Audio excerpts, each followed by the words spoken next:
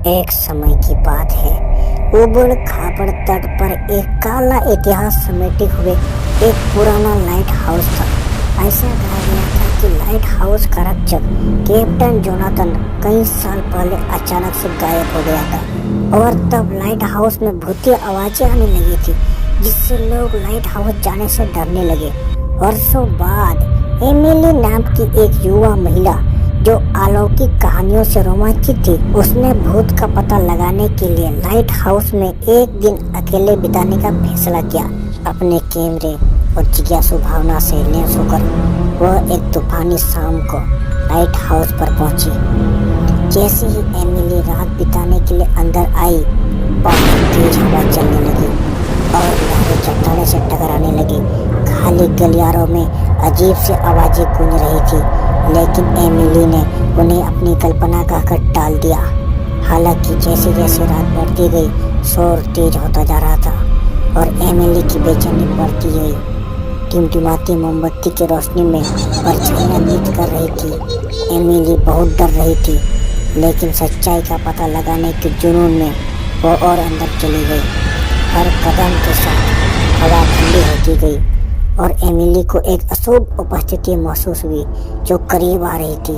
अचानक उसकी नज़र एक कमरे में पड़ी जो भयानक प्रतीकों और फीकी तस्वीरों से सजी हुई थी।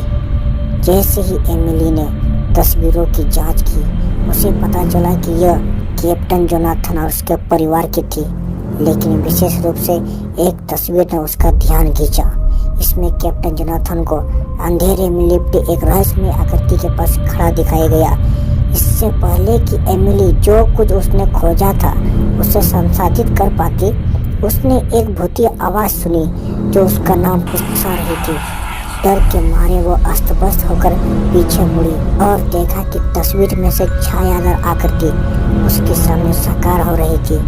तभी वहाँ जोनाथन का भूत आ गया, लेकिन उसने एमिली को डराया नहीं। एमिली को एहसास हुआ कि कैप्टन जोनाथन एक दुष्ट आत्मा नहीं है, बल्कि एक खोई हुई आत्मा है जिसकी आत्मा को शांति नहीं मिली है और वह शांति की तलाश में है। एमिली सारी हिम्मत जुटाते हुए कैप्टन जोनाथन के पास पहुंची और उसे क्षमा और शांति की पेशकश की।